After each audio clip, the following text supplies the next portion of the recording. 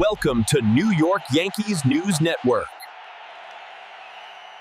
Hello, Yankees Nation. Welcome back to your go-to channel, New York Yankees News Network.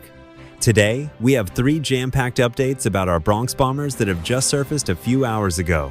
If you're a true Yankees fan, you won't want to miss these crucial developments.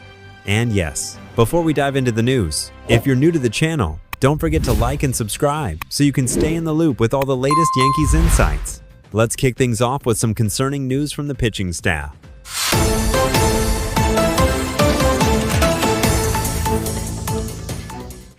Update 1. Yankees pitching woes deepen. Schmidt hits injured list, rotation faces new hurdles. In a significant blow to the Yankees pitching rotation, right-handed starter Clarke Schmidt has officially been placed on the 15-day injured list due to right forearm tightness. This news comes after Schmidt, who is 29 years old, exited his Thursday game against the Blue Jays early, having given up 3 runs in just 3 innings. What's even more concerning is that Schmidt later revealed he's been battling this forearm tightness for about a month now. The team's decision to place him on the injured list before his imaging today, as reported by Greg Joyce of the New York Post, is definitely a cause for concern. It suggests the Yankees are taking this very seriously, and we might not get a full update on his condition by the end of today. This isn't Schmidt's first encounter with the injured list this season. He previously sat out the first 3 weeks of the season due to rotator cuff tendonitis. However, upon his return, he picked up right where he left off in 2024, continuing a successful, albeit injury-shortened, campaign. This year, through 16 starts, Schmidt has posted a respectable 3.32 earned run average and a 4.23 SIERA.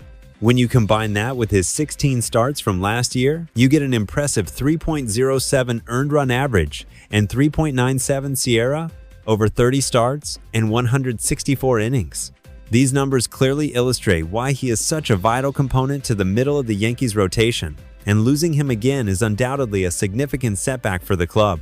The Yankees rotation was already stretched incredibly thin before this news.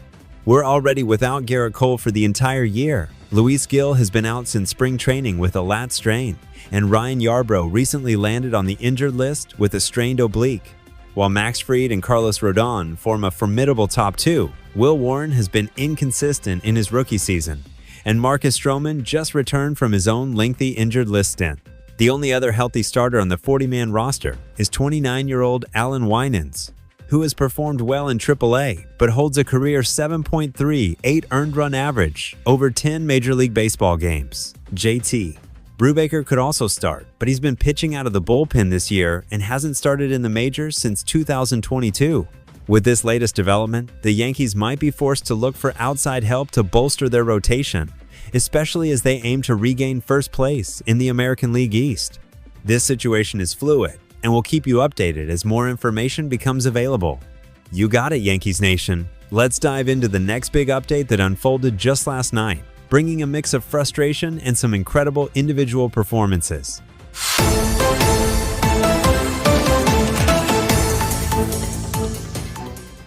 Update 2. Fireworks and frustration. Yankees fall to Mets in 4th of July heartbreaker.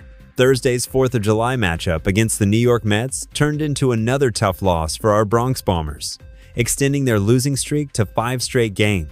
This time, it was a bullpen meltdown that sealed their fate, despite the team battling back from an early deficit and getting an acceptable outing from Marcus Stroman. The inability to get the final out of the 7th inning ultimately doomed the Yankees in their 6-5 loss to the Mets.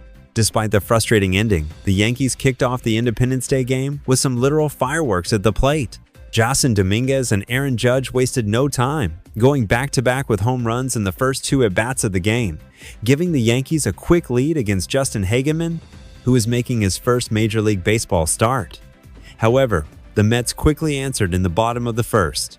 Following a slight misplay from Dominguez in left field that put a runner on base, Juan Soto launched a 2-run shot off Stroman, evening the score. 2 innings later, the Mets grabbed the lead again.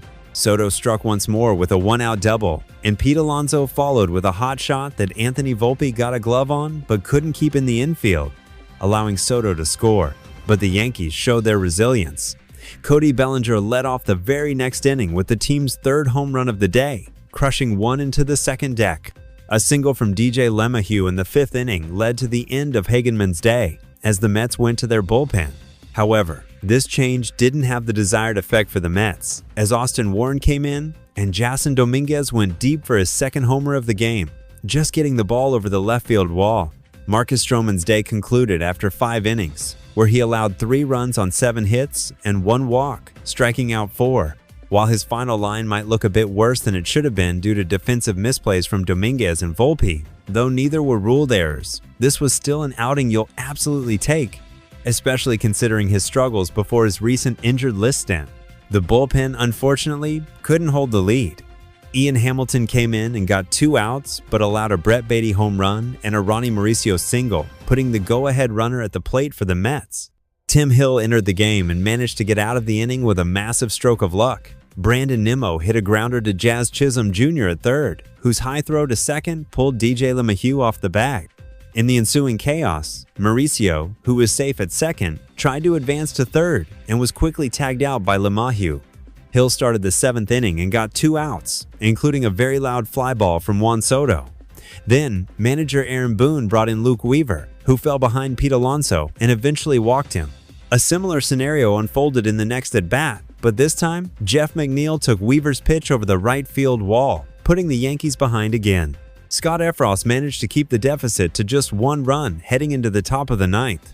However, pinch hitter Trent Grisham, DJ LeMahieu, and Jason Dominguez couldn't get anything going, dooming the team to their 5th straight loss.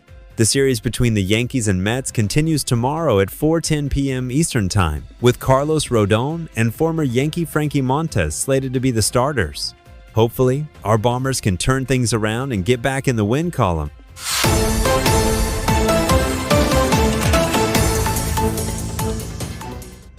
Update 3. Yankees bolster infield depth. Veteran Nicky Lopez joins on minor league deal. In a move to add experienced depth to their roster, the Yankees are reportedly signing infielder Nicky Lopez to a minor league deal. As reported by Robert Murray of Fansided, Lopez will presumably report to the AAA Scranton Wilkes-Barre Rail Riders in the coming days. Lopez, who is 30 years old, has been a Major League Baseball regular for a few years now. However, 2025 has seen him bounce around, hitting the fringes of various rosters. He started the year with the Chicago Cubs on a minor league deal but opted out when he didn't make the big league club out of camp. This led to a big league deal with the Los Angeles Angels. Though he was designated for assignment just 3 weeks into the season, he then re-signed with the Cubs, this time to a big league deal, only to be designated for assignment a month later. Most recently, he landed a minor league deal with the Arizona Diamondbacks, but opted out of that deal a few days ago. His offensive numbers in the majors this year are quite low, with an awful 0.042 slugging percentage, 0.179 on-base percentage, and 0.042 batting average in just 28 scattered plate appearances. More recently, he hit 0.267 with a 0.303 on-base percentage and 0.317 slugging percentage on that minor league deal with the Diamondbacks, though that only translated to a WRC plus of 46 in the inflated offensive environment of the Pacific Coast League. Throughout his big league career, Lopez has generally been a glove-first player. He had a strong offensive showing in 2021 with a 0.300 batting average, 0.365 on-base percentage, and 0.378 slugging percentage, but that now looks like a clear outlier. Since then, over more than 1,200 plate appearances, he holds a 0.229 batting average, 0.300 on-base percentage, and 0.283 slugging percentage. On defense, Lopez brings extensive experience in the middle, infield, with plenty of time at third base as well. He has even made brief appearances at first base, left field, and even on the mound. The Yankees haven't been getting much production from their second base position, with DJ LeMahieu not having a great season. The team seems likely to pursue a third base upgrade at the trade deadline, potentially moving Jazz Chisholm Jr. to second base and pushing LeMahieu into a bench role. For now, Lopez provides some veteran, non-roster depth for the team. While not a blockbuster signing, this move ensures the Yankees have experienced options available should they need them as the season progresses. That wraps up our latest updates for the New York Yankees. It's been a busy few hours with news concerning the pitching staff, a tough loss against the Mets, and an acquisition to bolster our infield depth. We'll continue to keep a close eye on Clarke Schmidt's injury status and all the trade deadline rumors as the Yankees push to reclaim the top spot in the American League East. Don't forget to hit that like button, subscribe to the New York Yankees News Network for all your essential Yankees updates, and let us know in the comments what you think about these latest developments. Thanks for tuning in, and as always, go Yankees!